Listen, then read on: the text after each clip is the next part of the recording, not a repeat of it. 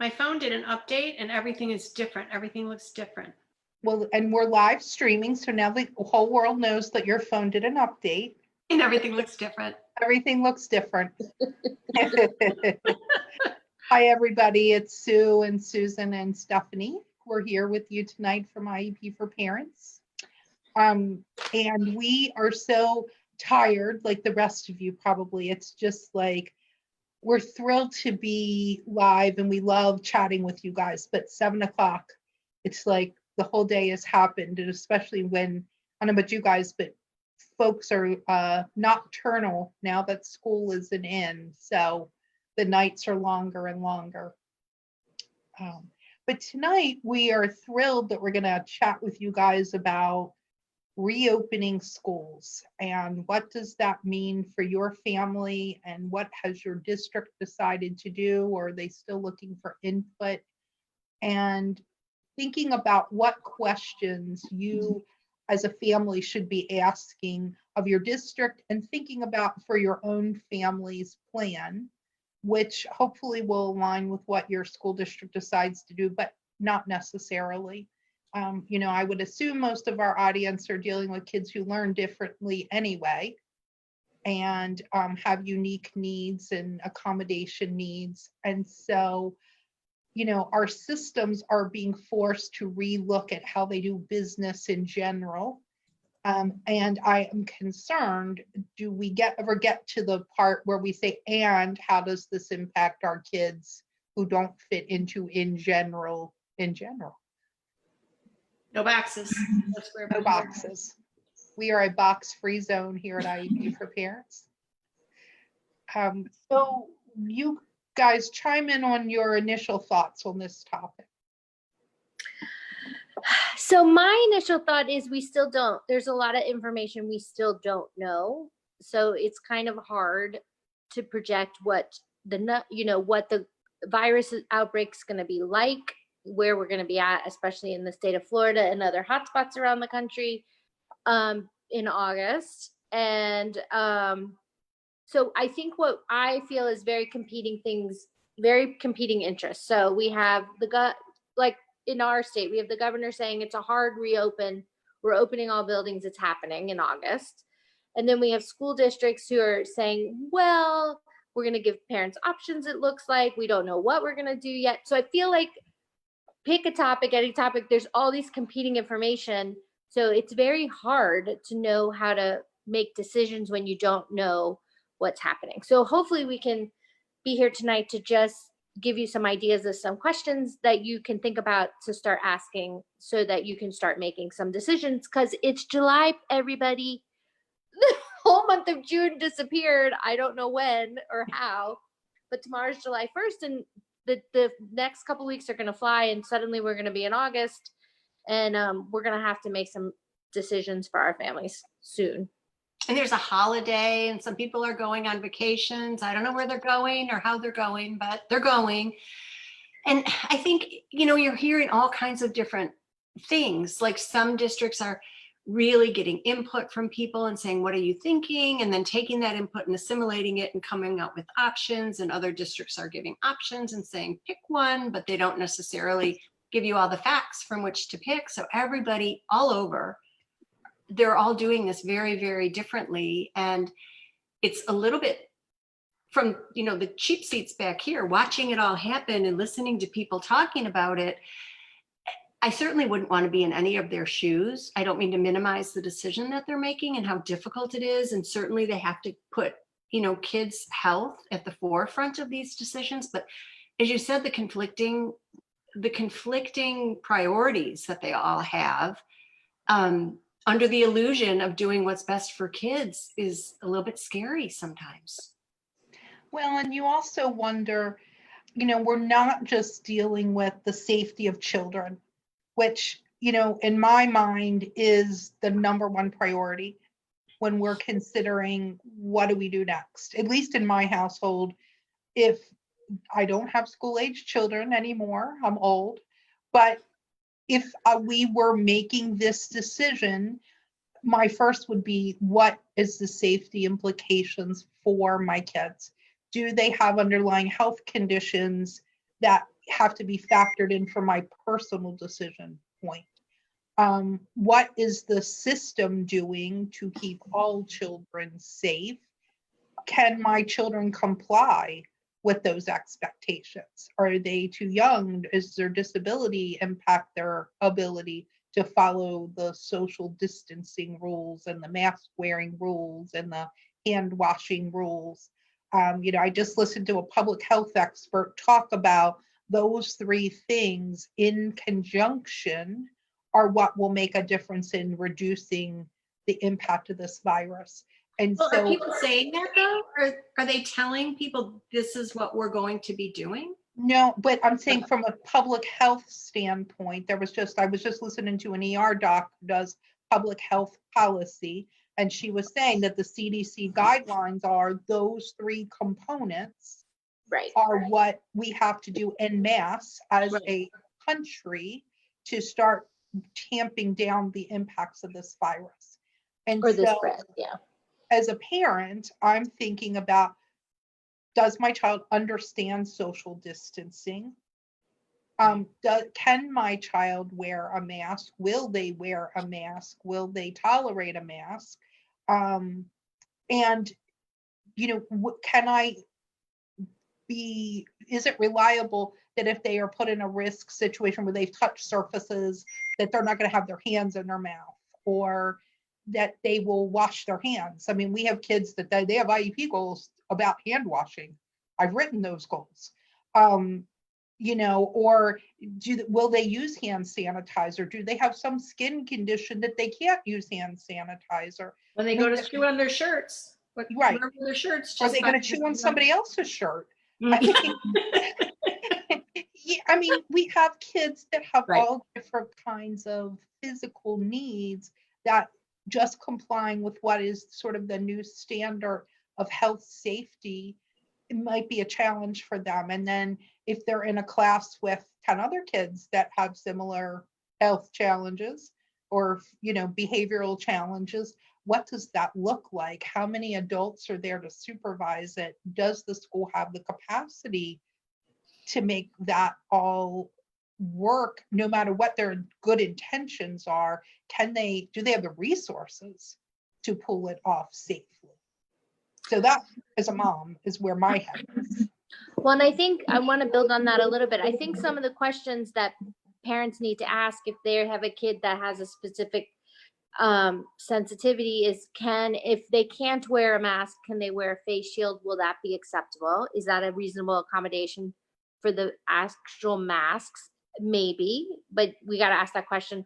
The other thing I was thinking about a lot was they're going to be disinfecting the classrooms every day or twice a day. There's going to be a lot of chemicals, and some kids have really big sensitivities to chemicals. So is that a chemical your kid can handle if it's going to be sprayed all day long or multiple times during the day without a lot of time to air places out? Will your kid be able to use the hand soap that is going to likely be required, or the pump, antibacterial stuff? Does your kid have a sensitivity to that? If they do, are there going to be alternatives to what your kid can tolerate? Or are they going to be required to utilize what the school district has? So I think those are the kind of questions, if you have a kid who's sensitive to smells or sounds or textures, that you might want to be asking so that you can make a good decision. Because no matter what the end result is, we're going to have a lot of more products in the air, cleaning products and soaps and disinfectants and antibacterial things that may or may not be okay for your kid. And school buildings that have been closed for months that potentially are going to have molds and things because air conditioning hasn't been on. And I mean, just environmental sensitivities that if you have a child, like I have a kid that has a mold allergy. So, going back to school was always a treat because the headaches would start. And so we had to be really aware of the mold part of this. So it's just things that sometimes we don't have to think about, that parents just need to ask the right questions. Yeah, I just asked the questions. Well, The other thing, I'm sorry, go ahead, Sue. Well, I was going to say that I think is the most important thing from wherever people are mentioning that they're watching from. If they are giving you choices and you're supposed to make a choice as to what you think at this moment you would like for your child, but if all of the facts about that choice are not defined clearly, how can you make a choice? That's like Russian roulette. It doesn't make any sense.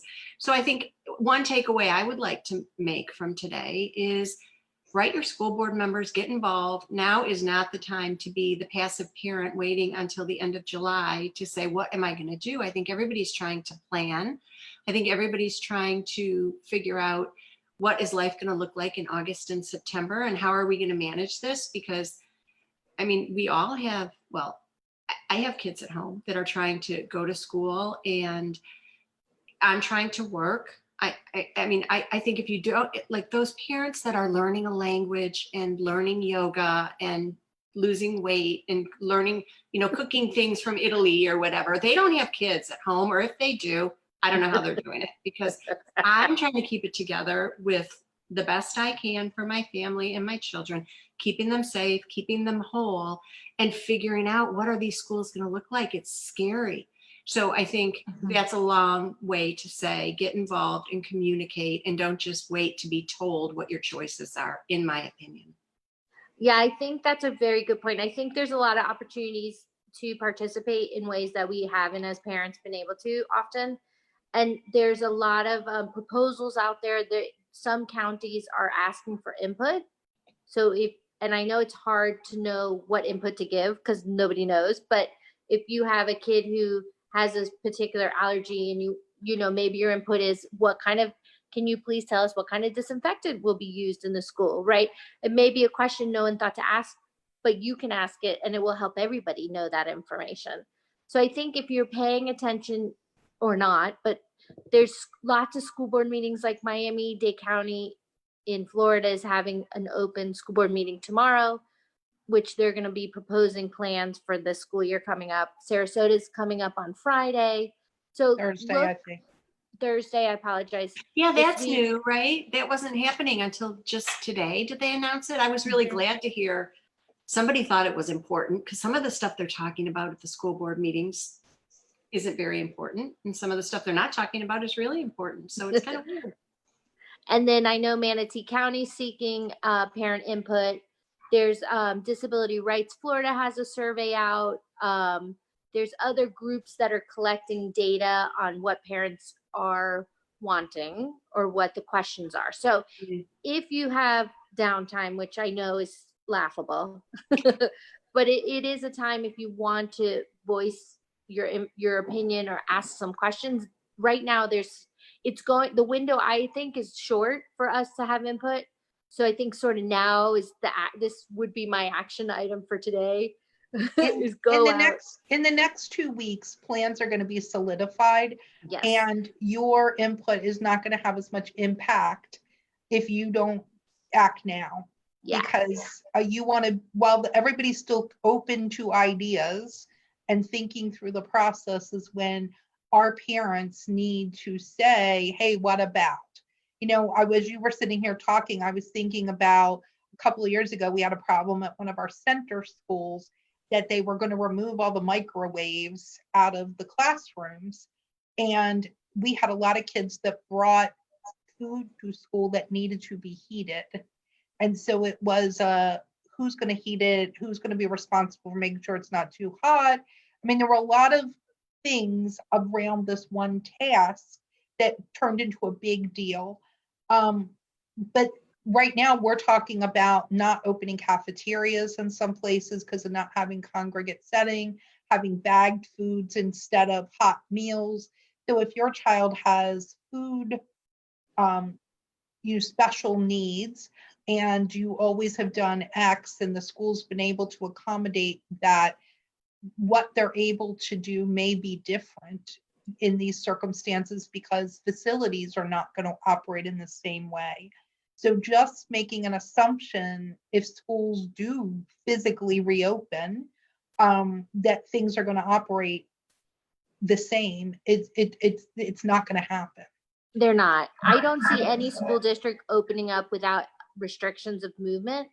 And so what I've seen is kids won't move, but teachers might rotate, and they're going to end up being in one place sort of a whole day. That's one proposal I've heard. And I think it's going to be different everywhere, but that was one thing.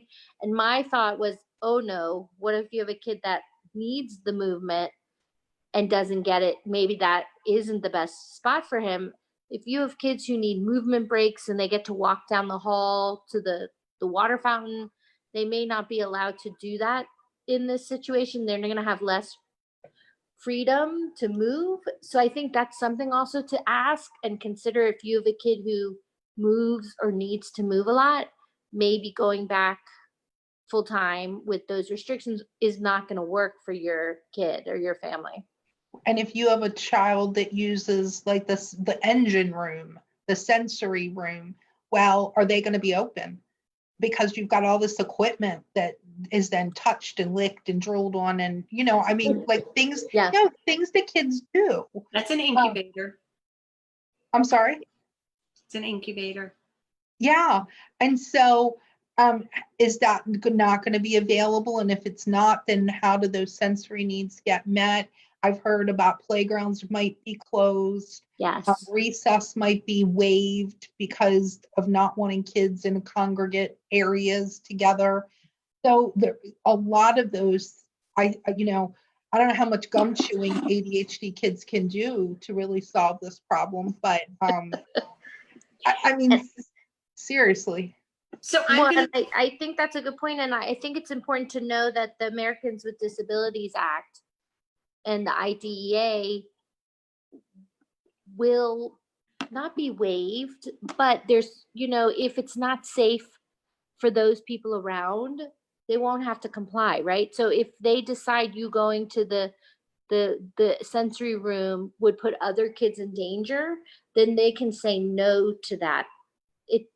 So I think the legal protections are going to be limited in a different way because we're under a pandemic and life-threatening, virus that kills people. I think we can't minimize the risk that potentially exists. And so when there's a risk like that, the ADA and the IDEA and Section 504 of the Rehab Act and all these other laws we usually rely on to get a reasonable accommodation to certain rules that seem silly may not have as much power if the school district's able to argue that it's a risk to others if they allow you to do X, Y, and Z. So again, it's so hard because we don't know what's happening, but I think those questions are going to be important.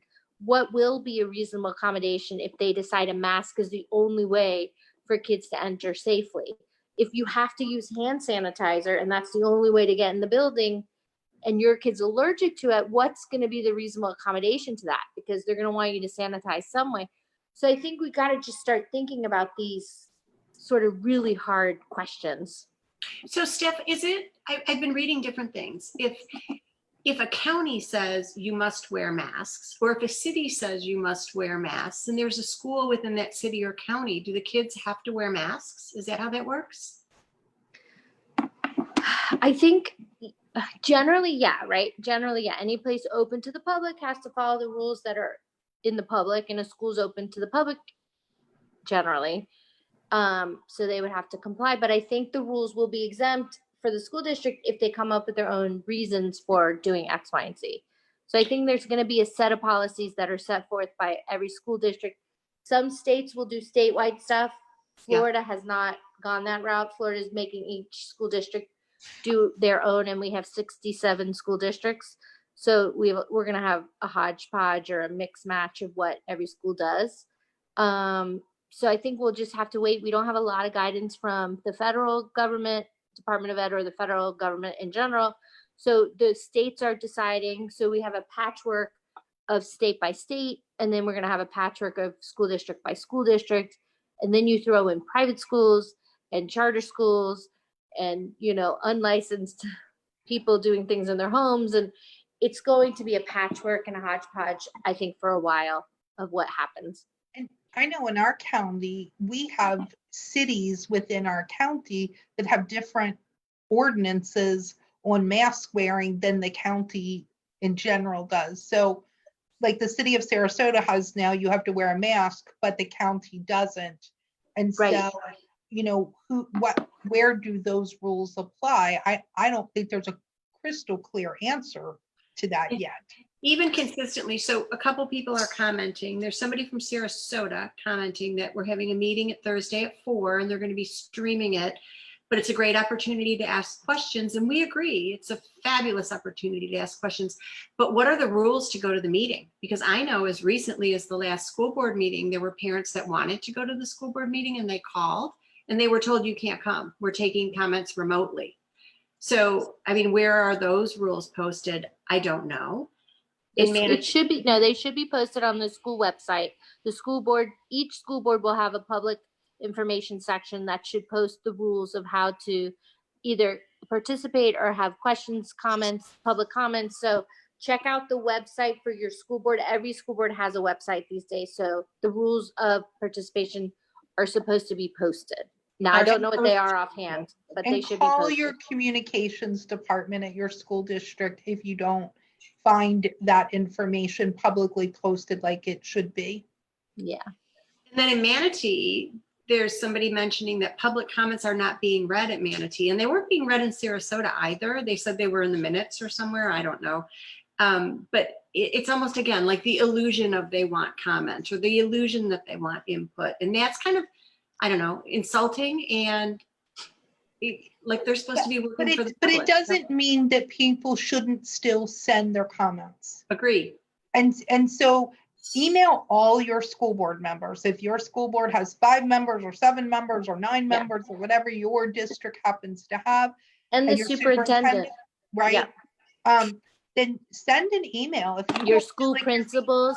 Yeah, Right. your school principals can, the more places you put it, obviously, the harder it is for them to, I guess, sweep it under the rug, for lack of a better word. But I think, yeah, I know we're all very cynical. I am the worst, but I think this is a time to be participating if you have specific concerns or questions about your kids or your particular. And great idea. So Susan and I were on the phone with somebody from a different county in Florida, and she was the ESE director from a different county. And she was like, oh yeah, we're opening like today. Our VPK's opening today. And we don't have a lot of kids, but we're opening. And then in a week, we're going to open summer school. But we've collaborated with a local company and they're donating masks. So they were donating masks. And that, I mean, I don't know what the hard and fast rules were, but I think that's creative and outside of the box and, you know, collaborative, as opposed to spending hundreds of thousands of dollars to buy things that nobody even has gotten input on surveys about yet. So I think people really need to be smart and informed and engaged and communicate with their elected officials, because if you don't do it now, it's going to be too late. So coming back to the questions parents should be thinking about, you know, so the first rung of this, safety, I mean, I feel like we kind of covered that and the areas that fall under safety. But then the next piece comes educational benefit to your child. So I know that that last quarter of the year, at least the feedback that I'm reading nationally and the parents that I talked to, distance learning was not always a successful experiment that we were forced to take on very quickly. And a lot of families felt like it wasn't a very high quality experience, or their child really struggled with the online engagement piece of this versus being in a classroom with the physical proximity of a teacher and peers. I did hear from a few families whose kids have anxiety and a worry about going to school that it was a fabulous thing and they loved being online, and their child actually really thrived in that environment. And which was heartening, you know, to know that it was good for some folks. But we had an article that came out today, I think, from the American Academy of Pediatricians. Mm-hmm. And they were pretty adamant that in-person school really has great benefit for children, particularly younger children, that they're seeing a lot of mental health issues related to the isolation. and trauma of the worry of the impact of the virus on the family. And, there's so much, and I almost said hype. I don't mean hype because it's not hype, it's real, but it's continuously on the news. Every time, everywhere you go, the virus, the pandemic, the worry about people dying is in your face. And there's the financial hardships it's created for many families. And so I think we just have trauma that our households are facing, and probably a lot of the kids have not had any kind of resources to help them manage that, because we're all kind of just figuring this out. So as children, if we are looking at in-person return to school in the fall, which is what the pediatricians at least are saying, the benefit of being in person versus the risk of COVID, they feel like the scale is balanced toward needing to be in person. Right. Return to normal, some form of normalcy. I think the other thing it's important for everyone to know is that there's competing interests. So we have the interest of our kids and their needs, and the mental health risk of, and the health safety of being sick and being a spreader unknowingly to your multi-generation households. That's all competing with each other. And then on top of that, we have a layer of teachers who are concerned about being, quote, guinea pigs or going back to work without the proper protections and getting sick. And then what happens when a teacher gets sick? Is there a plan to cover the kids? Then does that teacher then have to quarantine for 14 days? Do they get paid during that time? There's all of these sort of things that have nothing to do with kids that are competing with reopening and how we do it. And then there's a whole separate issue of money. So in the state of Florida, our schools are funded mostly by tax dollars that aren't coming in because things are closed. And so the coffers are lower than they would normally be, or there's a fear that they are going to be lower as time moves on than they were in the past. And so those are competing interests that have nothing to do with teachers or kids or the virus. And so there's all of these competing interests, and I'm not sure where kids, and especially kids with disabilities or different ways of learning, fall on the spectrum of priority. So I know that the people making the decisions, though, have a lot more to think about than just what we want them to think about or what we think they should be thinking about.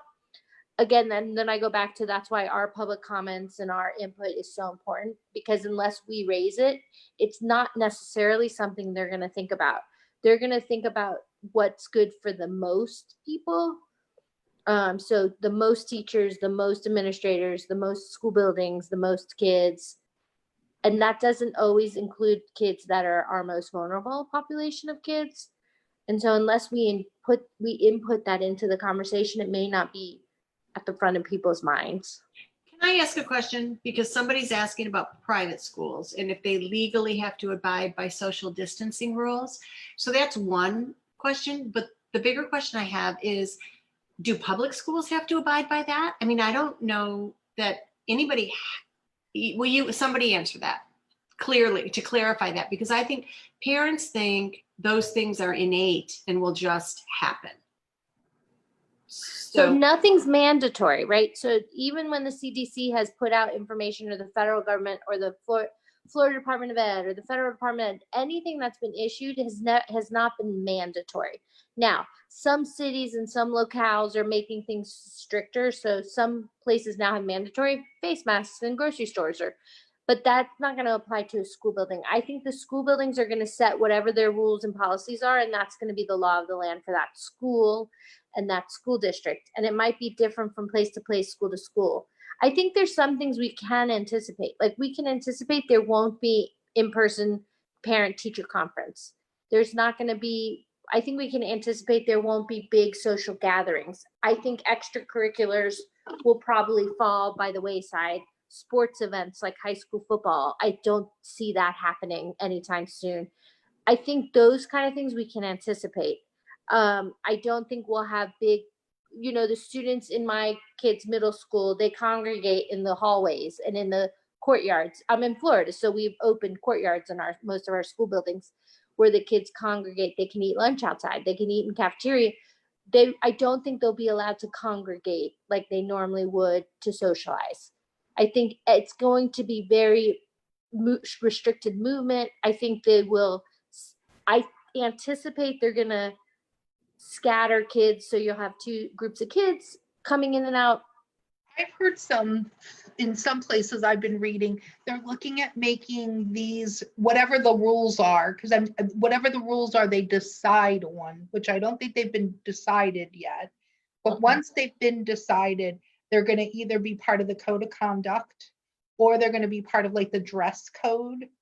And so I think that the consequence piece of not complying with whatever the new rules are, in which are going to vary from school to school or district to district or state to state. I think school to school. I think we could anticipate literally like different rules for every single school building. So if you have multiple kids at multiple age, you might have 3 sets of rules. I think we should anticipate that. But I think that they will, I mean, just seeing how other things in the past have worked, I think once the norms are established, whatever they are, there will then be behavior management put in place to make people comply with whatever the rules are. And I think that will be true in private schools and public schools. And so as these plans are fleshed out, we're going to have to really look as parents of, so if these are the new norms and these are the behavioral expectations for all kids, what happens if kids don't follow those? Or what happens if adults don't follow those? How is that going to be consequenced? And those questions are as important as what are the rules? Well, and what are the what ifs? What are all the what ifs, right? So if we know that people are shedding virus, how many ever hours before they might have symptoms, what happens to all those people they've come in contact with? Have they had masks on? Have they not had masks on? Do they have a face shield? Do they have a little thing around their desk? I mean, there's no data to support if Johnny sneezed on his way to the bathroom or if Susie coughed because she was going to wash her hands, and who's being impacted by this stuff. And what do you do with that? So what if a teacher gets sick? Do we have teachers? Well, I think those are the questions that are being asked by the adults. What happens if Johnny is sick or somebody tests positive in the classroom? So let's say a kid or adult tests positive. Does the whole class have to quarantine for 14 days? And then is testing mandatory then to return to school? I think all of those kind of scientific or monitoring of the virus questions haven't been answered at all. And I think that's like almost like a whole separate Zoom conversation because nobody knows how they're going to handle those kind of things. And you're looking at it from a policy standpoint. So say the whole class, it's decided has to have a test because somebody tested positive. Who's paying for it? Right. You know, I mean, my husband works in a public service job and it's $300 per employee if they need a COVID test. So are school districts going to pay to have children and adults tested if somebody tests positive? What if the family doesn't have insurance? You know, what if they don't have access to medical care? So there's a whole set of questions related to the what if somebody tests positive that we're going to need to hear answers as parents are, again, making decisions on what is best for their child and their family. Exactly. And I think going back to private schools, so the private school will not be beholden to any of the rules related to public schools. And this is true always, right? Private schools will not have to follow an IEP. They're not beholden to the laws under the IDEA. If it's a religious school, they're not beholden to the ADA either.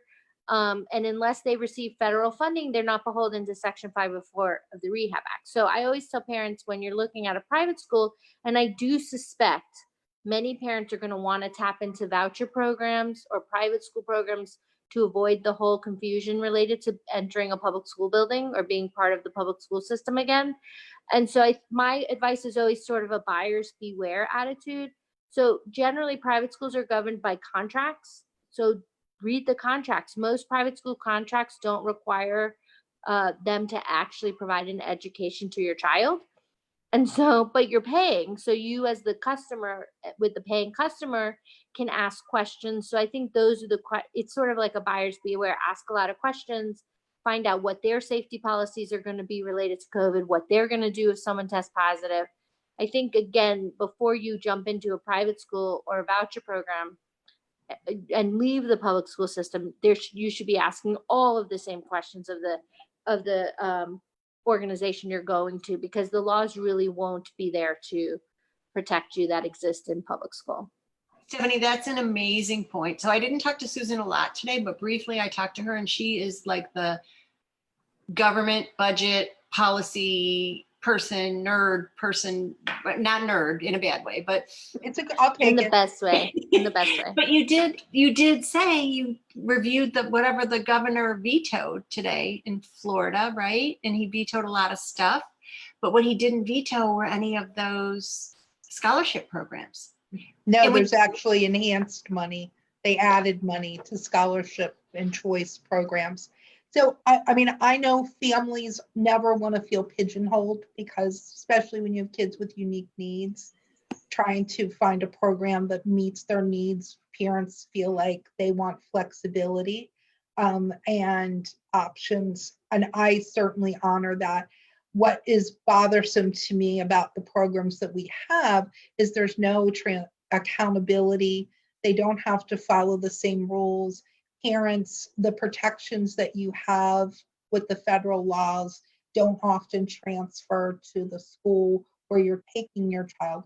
So to get the dollars, you're giving up a lot. And we know this is a different Zoom, but we've looked at some data that shows how much money it saves the state when parents take their scholarship and they go somewhere else, because the responsibility to deliver an appropriate education is no longer the state's burden. That becomes the parents' burden. And so anyway, again, completely different Zoom. But there were a lot of cuts to disability services on that list from the governor. There were, they ended a lot of the money for guardians, which is again a controversial topic that came out of the Marjorie Stoneman Douglas law, where we were putting guardians with guns on campuses. Yeah, they're trained. They're not police officers, but they're trained people that carry guns and act like police officers on school campuses only, called the Guardian program. So they cut it. I'm actually happy with that, but where they're putting the money, we don't know. So they're putting it in law enforcement, hopefully they're mental not health. putting it elsewhere. I think it's dollars they think they're not going to have. Oh, Which which is problematic. Right. And there's been no increased funding towards mental health counseling. There's been no increased funding to the services that kids might actually need on campus. And I feel like there may be an uptick in the need for especially counseling and mental health services or check-ins, because kids have been under this trauma or this stress for this period of time, and their households are stressed, especially if we continue to be on some kind of hybrid program where kids are still having to learn from home, but in the building, a school building, sometimes that's not going to alleviate the stress in the household who may have to work. And so I feel like there's going to be a giant uptick of need for at least some check-ins and counseling and mental health services that are not being looked at or funded. So those are the questions I would want to see parents asking. What are you what mental health counseling are you going to have on campuses? Are you going to increase the number of counselors? Is there going to be a way for kids or parents to check in if they have issues related to this? At least here in Florida, we know that even the guidance counselor ratios without COVID are way higher than the norms of what is recommended. So where some other states may have one guidance counselor to 250 students, in Florida, you might have one guidance counselor to 350 or 500 students. So depending on your locale, the capacity was maybe already being stretched very thin. So that's going to be a real worry as we have kids coming back. So you guys, we're getting a lot of questions about special needs kids and not getting consequences for maybe your child's in an ASD self-contained classroom and they can't wear a mask. So if they keep taking the mask off, not to have consequences, or possibly just, anybody who specific issues that are going to be a problem going in. And maybe that's something we talk about at a different Zoom, because that's a huge topic about what you could do or how you, unless you guys think we can tackle that tonight. What do you think? Well, I think until we know what the rules are, it's going to be, we're just talking hypotheticals. So I think there needs to be conversations and knowledge spread about how to ask for a reasonable accommodation to whatever that rule is. I think the IEPs will be a mechanism of how to govern it, but the ADA is really where the most power will lie to do reasonable accommodations. But again, the ADA, the IDEA, the IEPs are going to be limited by this threat factor. So if it's a threat to other students, they don't have to they don't have to say yes when normally they might have to say yes. So I think, again, we're talking a little bit of hypotheticals, because what will be reasonable? Is a face shield going to be reasonable, or those plastic dividers okay?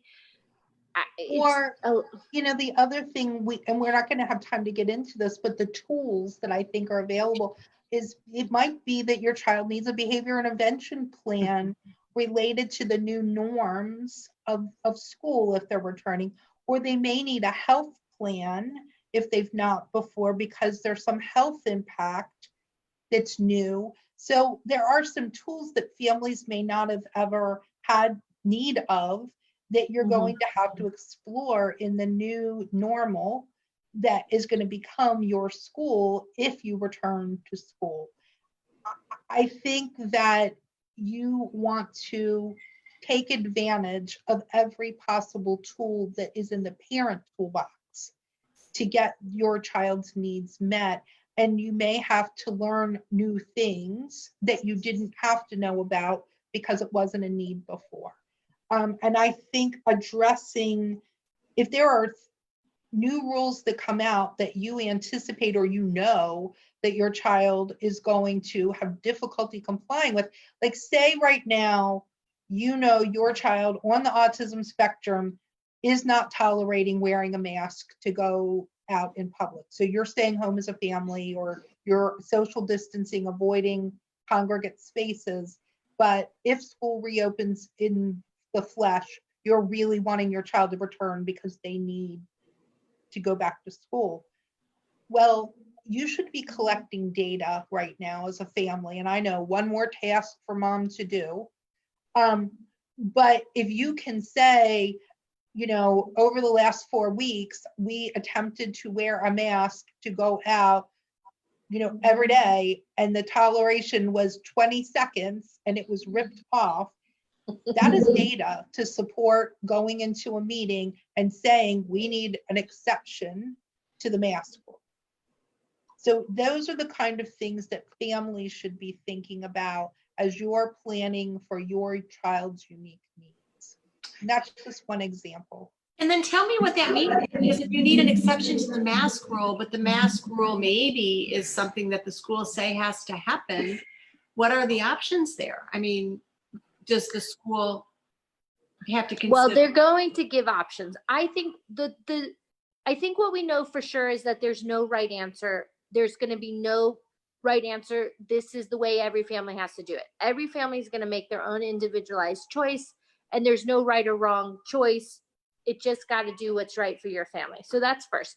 Second of all, I think every school district is going to have options. They're going to have the option to do in school, a hybrid, and online school. I think parents will have the option to stay in public school but not be in the physical building.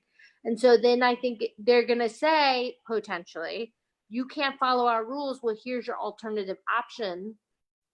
And then you have to decide, do I want that alternative? Because my kid did not benefit from learning remotely.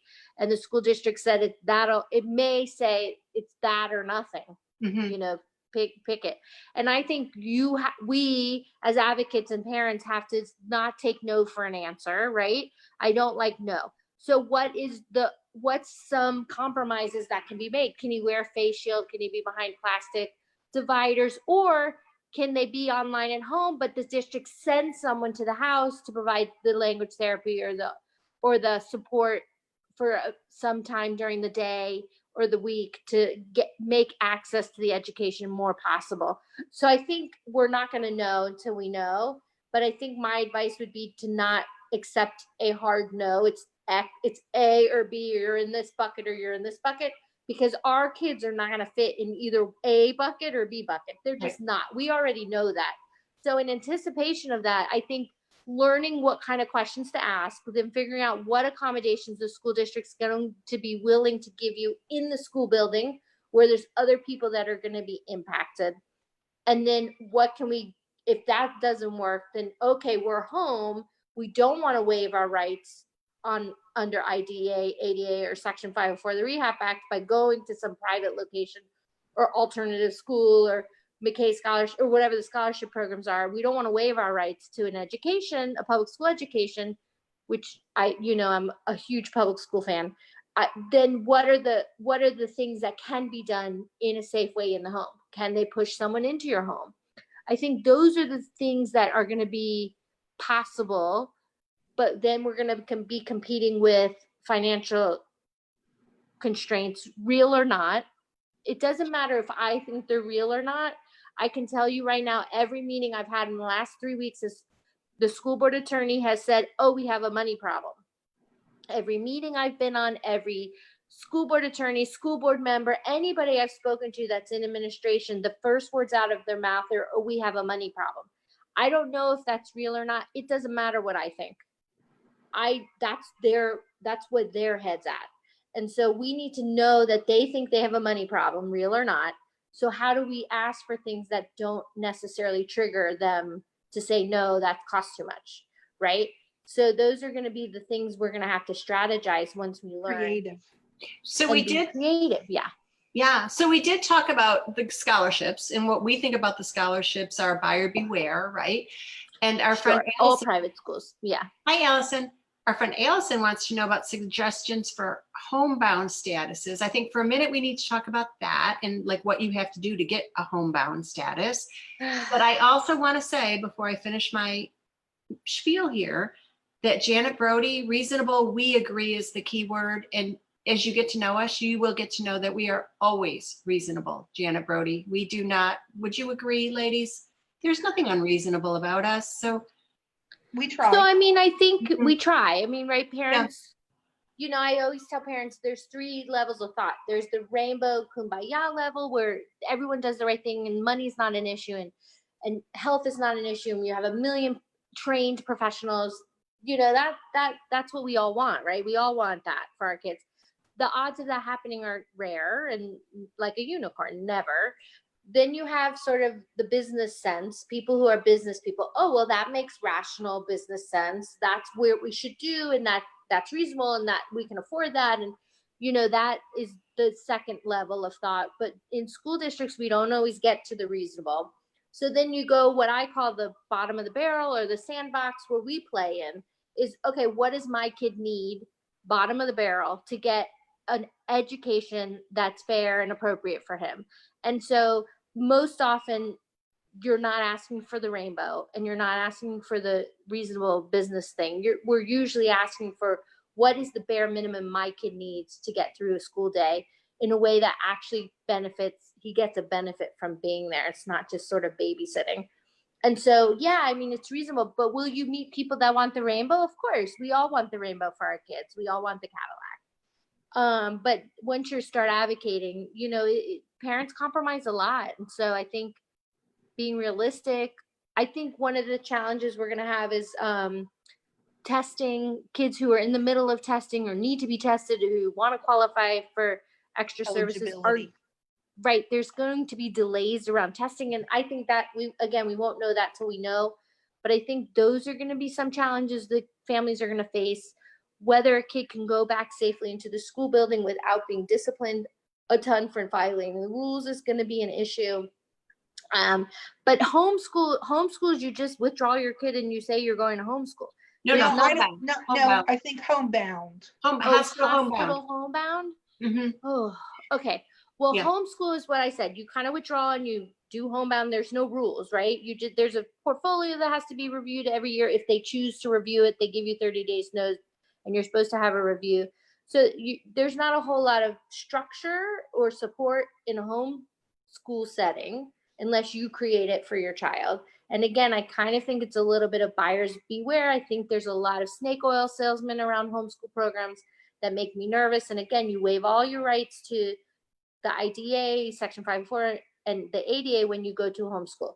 Now, hospital homebound is sometimes like I'm not a big fan of it, but I think in this time when you're talking about a pandemic where kids are very vulnerable for medical reasons and cannot do X, Y, and Z for medical reasons, then hospital homebound should explode, in my opinion.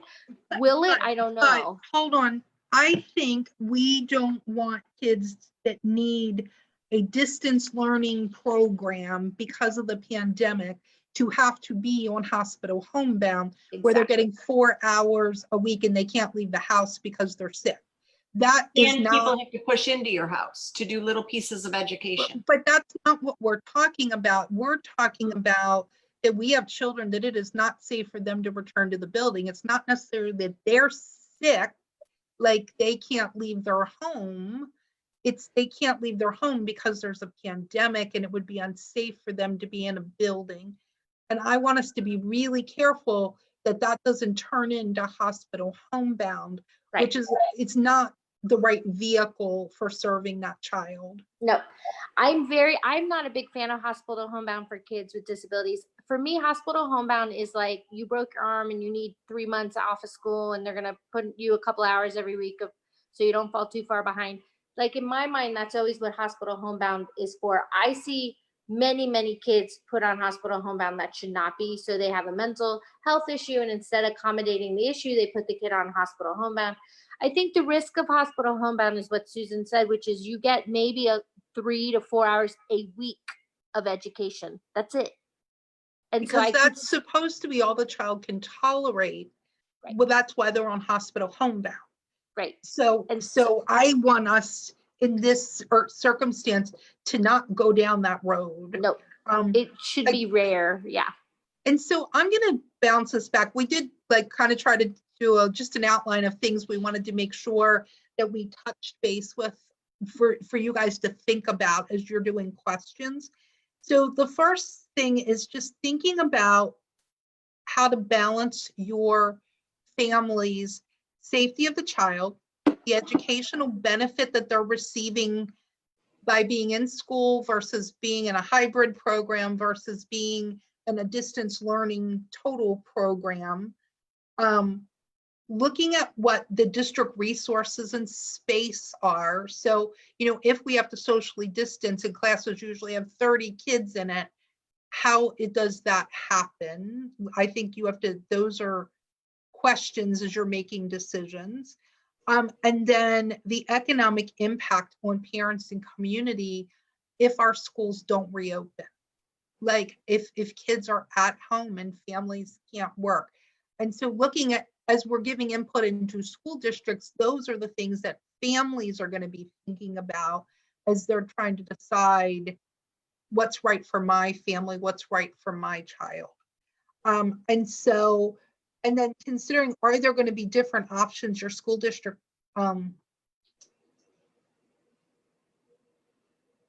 Did she freeze? She froze on my screen. Yep, she's gone on my screen too. Oh, So I okay. think she's gonna say. Sorry, I lost you. Oh, good. You're back. You froze. Yeah, sorry, the internet didn't like me. But just that there's going to maybe at grade levels and schools be different types of programs. We're hearing that there's a real push to get these elementary young kids back physically in school, but that the middle and high schools might have a more of a combination sort of program, AB days, different type of scheduling to try to have the older kids in. And then as you're thinking, question, are you guys seeing, because I'm not seeing, and all the people I'm talking to, I'm not seeing any specific plan to say we're going to social distance and this is what it's going to look like, or this is how many kids are going to be in a room. Are you guys seeing that at all? No, what I've seen is they're talking about either full reopening and do these precautions like no movement, no PE, no big gatherings, or they're doing a hybrid where they're going to split the whole school into two, and so some kids will be there on A days so they can have less kids per classroom, and then the second half will be on B days, and so you have less kids on campus at any one time. Those are the two things I've seen with really, really restricted movement by the kids throughout the campus. So I'm going to suggest as parents ask about social distancing. It's one of those questions you should be asking. Classrooms, specials, hallways, common areas, buses, extracurricular activities, and aftercare. And the other thing about that, Susan, wanted to say is in Florida, we have all these requirements to do X, Y, and Z. So we have a community service requirement. We have all these different things that are required to graduate that look good on resumes for college. Are the schools going to waive those requirements or make virtual options for kids to have opportunity to get those requirements fulfilled if they can't do it in the traditional way? I think those are questions we should be asking about those. I know they seem fluffy, but extracurriculars and these requirements are such a big part of kids' lives on a school campus. And we heard today in a meeting that the kids that didn't take FSA this year that were 10th graders, that they're planning to administer that to these kids in the fall. So it's a graduation requirement. And I had made the silly assumption that since we weren't giving the FSA last year, that was going to just be waived for that class of kids. But apparently that is not true, that it is going to be given to them as juniors. You know, I just really hope this doesn't turn into, oh, the reason our kids can't read is COVID. Well, that's a different conversation. Yeah. But I'm right. just My saying, eyebrows lifted at that comment as well. Yeah. But just that there are certain things that normally happen on certain times in kids' life in high school in particular that didn't because of COVID closures. And so now they're looking at how to adjust to not waive those things, but to make them happen at a different time. Right. And like there's the ACT, kids are usually taking the ACT. It's been moved 3 times, but the ACT is required for certain scholarship things that they can't qualify for because they haven't taken the ACT. So I think there's going to be a lot of sort of things we haven't even thought of, but those kind of questions about how do I get my drama if we don't have a drama class? Like I have to have an extracurricular credit. What is the alternative? You know, those kind of things. Well, and the colleges are like ahead of the game because the colleges are saying, look, I don't care about your ACT score anymore. And I don't really care about your grades. And I'm not sure I care about your community service. What I want to know is what did you do during this pandemic to better yourself or to help your community? Or what unique, I mean, they're kind of more. That's not, I wouldn't rest on my laurels on that. I think that was for this class of kids that just, they had to like get admissions done. Yeah. But for these group of kids that are going to be the in-betweeners between life before pandemic and the middle of pandemic and then life after pandemic. Yeah. I think you're going to have a moving target of what post-secondary is going to expect from these kids. Yeah. And parents really need to pay attention to that. But again, that's a whole different Zoom. Like it's a whole. And we don't know yet. Think about the resiliency. I mean, these were our 9/11 kids, and now they're our pandemic kids, and now, holy smokes. Well, actually, you're aging yourself because the kids today weren't even alive when 9/11 happened. No, my kids. I'm thinking of my kids. They were. You're old. Yeah. But our kids have been through at least one jab today. I think our kids have been through a lot, and I think one of the questions is what mental health counseling support are you providing to kids re-entering? I think there are going to be a group of kids that may never have had issues before who are suddenly going to be afraid to go back to school or nervous about going back to school. So that question about what if my kid has trouble going back to school, are you going to provide support is a question I think we should be asking. So the other thing People are Sorry. asking, so that's what Susan just said. Susan just said, we learned in the meeting also, Rhonda, we agree with you. The kids still have to take the EOCs. They were not given a pass. It was Not just yet. delayed or, and then we agree with you too, Stephanie. Florida is not doing a good job teaching kids to read pre-COVID. So, we have to stand together and not make COVID be excused. We have a Zoom on that if you want to know what we really think about reading. Yeah, we do. And parent, so I'm sorry, these girls know I have a list. I got to get through my list. Oh, sorry. But parents, I want you to be aware that there is a lot of talk about parents not being allowed on campus and maybe not even being allowed out of your car. And as a, Yes. a person who used to be in charge of parent involvement and used to be the volunteer coordinator at their child's school, not having parents be part of the school community in a physical way, in any way, is really, I feel like, a loss to our community, to our schools, to our kids. I think that partnership between homes and schools is vital to having good schools, and teachers need parent support, and parents need, the parents who are able, I think, really want to be able to support education.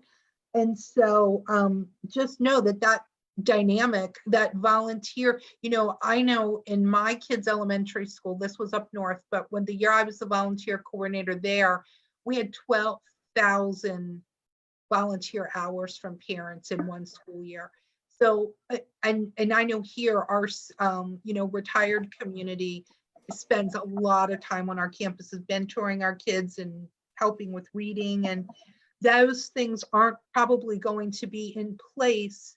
And so those, those volunteer services are going to be a missing component when we go back, and they have such value. So that's just something to be thinking about as you're asking questions. If your child had a big brother, big sister mentor that met with them once a week, and it made such a difference in your kid's life, are we going to still allow them on campuses? Are we going to restrict that because of the connectivity problems? So I also think, Susan, we're going to see that with transition type of services, or for kids who are more involved but older. Will they be able to be in the community doing job programs or job training or transportation training, or, practicing our money skills in a grocery store? I don't see us having those. Yeah, I don't see us having those being available, but that's a question we should be asking for kids who are needing that kind of, benefit for their education. That's why they're there, is to learn those skills, and they're not. Will those be offered? Right. And so for our, another thing, and this is just like a simple thing, but kids share supplies all the time in school, like share a pencil, share a marker, share scissors, share tissue boxes. We are going to have a no sharing of supplies rules more than likely. So if what happens to the children that come to school and they don't have their supplies? You can't tell them borrow a pencil from a friend. So, lots of new behaviors that are going to have to happen that we probably haven't thought about, because it's just stuff we do. And I know, where are the teachers going to put that stuff? What are the teachers going to do to label it and get it out safely and clean it? And there's logistical nightmares. I don't know, maybe we'll go back to just a chalkboard and a piece of chalk, and that's what everybody will use. And then you just bring yours from home. I'm kidding, obviously, but these are real logistical. Well, some people are saying if they could do distance learning and have some, like if people were really given a choice, what do you want for your children? I think what you want and what you're able to provide for your children may be two very different things at this time. But at least the options of a teacher in a classroom that might be working with kids remotely, and standards for that. I've heard the whole gamut of what happened during our last social distancing thing over the last couple of months. And some teachers did, I think it really shined a bright light on teachers that did a great job. So why not take those people and say, hey, do you want to do this remote learning? And you had such great benefits, and here were all the things your kids learned and excelled at. like there could be ways we could be promoting some of these things. And there I needs think we'll to be, see some of that. and I Yeah. think our teachers probably need professional development on Mhm. remote learning. I was reading a lot about that they just haven't had training in being in these remote environments. They had to just, in a minute, go from being in a classroom to being online and figuring out the technology and the lesson planning and the motivating kids and not being able to find kids and families not being connected and like a whole host of things that they dealt with very quickly. And now that this is maybe our new reality for longer than we'd like, giving those teachers the support that they need to be able to up their game in the remote learning environment. Well, and I think that's a good question too, to be asking. If I choose the remote learning, will my child be seeing a teacher? How often? Or is it going to be like it was, where we got assignments once a week and we checked in once a week? Or is it going to be really look more like a traditional school day where they're checking in with one or two teachers or have a whole schedule of teachers for that day? I think that's a good question, and that I have not heard the answer to yet. So I think that leads us to just communication in general. How will parents get information from their schools and from their school districts? How will parents be educated about the new expectations on campuses? Everybody needs to know the new rules. How are we going to make sure that families have the information they need to operate in these new environments? What if, I know one of the questions that's being bandied about is, in Sarasota at least, families were given a computer to use for distance learning. And now there's a lot of talk about technology being one-to-one. So for every child to have their own device, so we're not having this sharing of equipment. And so if that's a situation, how are the districts going to pull this off? How's it going to be delivered? How's it going to be tracked? If equipment was loaned to you and you're returning to the building, do you have to give it back? What if the school then closes because of COVID? Do you get it to take it home? Like all of those technology transfer questions parents need answers to. Again, meetings, if you need to meet with your school staff, I've heard from, you're going to have to make an appointment and be cleared and have, a negative test and a temperature and a mask and a bodyguard. Bodyguard.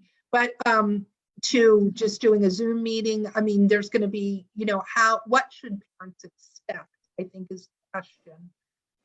And then there's legal considerations that parents, do you have to sign a waiver that you're not, if your child gets COVID, you're going to hold the school district harmless? Are you going to have to sign that you received the COVID information and you're agreeing to abide by the rules? Wait, isn't there sovereign immunity for the schools? Stephanie, do they have sovereign immunity? No? Well, that's a tort issue. Oh. So yeah, school employees have sovereign immunity, but that wouldn't be this. Oh. This is whether we're going to waive. I mean, I guess it sort of all ties into that, but I mean, these are things, it's one thing to have an implied that you're sending your kid to school and the school district has sovereign immunity, but it's a completely different thing if you're being asked to sign a waiver. Mm-hmm. And so do you sign it as a parent? And if you choose not to sign it, what does that mean? And how does that affect your child? If your child has an IEP or a 504 and services are being changed because of this, what's the process for you to agree or ask for other information? So I just think there's potential legal implications of things that parents have not had to consider before that you need to understand. If you sign a piece of paper or not, what are the implications of that for your family? I also, absences, just thinking about the rule kind of thing. If your child is absent, what's going to be the makeup policy for work? If it's an extended absence and they, God forbid, get COVID, or somebody in your family has COVID. Right. what are going to be the makeup policies for work if they're suddenly out for 14 days? One, the return, like what are you going to need to return safely? You know, what proof? I think those are the things we really don't know yet. I'm going to turn on my light. I'm sorry, I'm wobbling my camera. It got dark while we were talking. And we're going to wrap it up here in just a couple minutes. I know we're past our hour, but it's just a lot of information for people to think about. The other thing is, as you're coming back into the fall, whether it's online or remote or however it is, how are we going to look at baseline assessments to know what children retained, what did they learn, did they meet all the standards for the prior grade? Was your child retained? Were they promoted? There is just a lot of curriculum related questions that I don't think we have answers to, but those are the questions families need to be asking. Right. And what we're hearing is they're almost going to assume there was no learning the last quarter. And so they're going to and there may not have been for certain kids. So you're going to have kids at different levels who got different benefits. So how are they going to level that? And I think it's very complicated how kids are going to come back no matter where it is. And families should be asking for data. So if the schools are saying whatever they're telling you, it is important to say, how do you know that? What instrument did you use? How are we deciding? You know, I learned today, I didn't know this, but if for high school age kids, we were talking about iReady and their diagnostic tool. And apparently it is only designed to analyze students that are 3 grade levels or less behind. So if you have an 8th grader that is reading on a 3rd grade level, the iReady diagnostic cannot level itself back more than 3 grade levels below where the child is learning. And so like that was something even as an advocate, I didn't realize that limitation existed in iReady. And so those are the kind of things, depending on what tool is being used to guide where your student is, you need to ask good questions about where's the data, what were the instruments, what is their limitations. And that was it. And then my last thing was about trauma. And I think we've talked about trauma, but one of the things that I was very pleased to see, and at least our local district's materials that I read through, is talking about that relationships before rigor and having grace, and really looking at the people part of our families and our children and our teachers returning to school. And I think no matter everybody's great intentions, this fall is going to be difficult for everybody. And we need to come at this in a partnership way.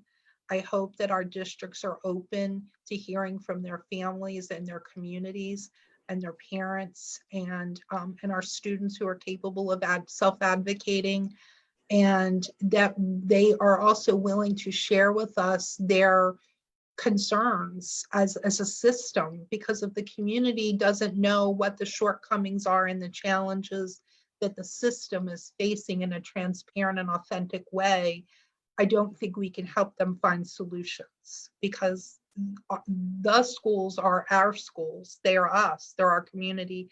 And certainly we need to be all working together to do what's in the best interest of our kids. And I think if we can keep that at the forefront, that we will have a better outcome for everybody, no matter how many variations of school need to exist in the fall. Yep, I agree. I couldn't agree more. I think reasonableness is going to have to govern, even if it's not perfect. I think compromise is going to have to govern, even if it's frustrating. I think everyone's going to be doing the best they can. So we have to honor that. I think we have to be kind as parents to ourselves. This is going to be difficult and frustrating and confusing and hard. I think we can anticipate those kind of things. So putting your own self-health, mental health in the basket of things you have to think about, I think would be important, because I don't see this being smooth. Unfortunately, I think it's going to be bumpy.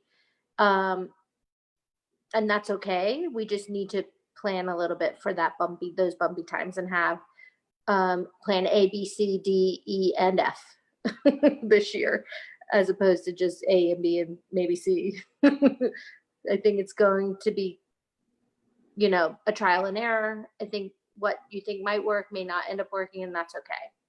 So, And do what's best for your family. I mean, if you have concerns, figure out a way to not listen to somebody who says it's okay to, what was that old thing? Like, what did my mom used to say? If they jumped off a bridge, would you jump off a bridge too, or something like that? I mean, you've got to make your own decisions for your own family and in everyone's best interest, and just ask questions. There's nothing wrong with asking questions. yes, please ask questions. The other thing I would say is, let's say you decide to put your kid in a homeschool program and it's a disaster, and 2 weeks in you want to, jump off that bridge. Don't be afraid to say it. This didn't work. I'm going to try the next thing.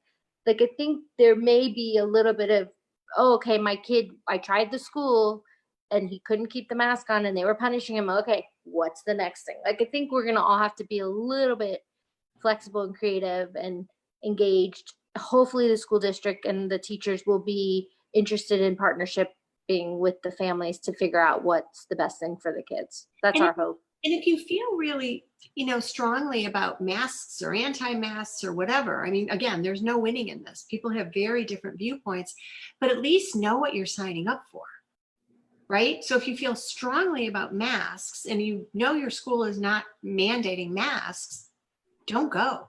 Figure out a plan B. You can't fight you can't make other people change their behaviors or their decisions, but you have to be able to change yours based on the information and the knowledge you're receiving. So I think that's really important going forward.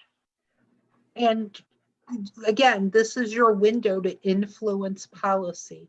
So if you have a strong opinion or facts about whatever it is, then make sure that you look for the ways to weigh in and offer that input into the decision-making process while it's being sought.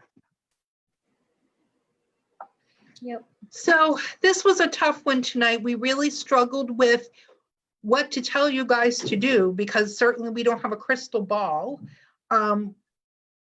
We just know that as we have faced other hard situations, and the good news is, as parents of kids who've had IEPs, we know what it feels like to be in a system that doesn't always work and that you need to do something different. And so draw on your experience of trying to build a unique plan for your child. You've already done this if you have an IEP.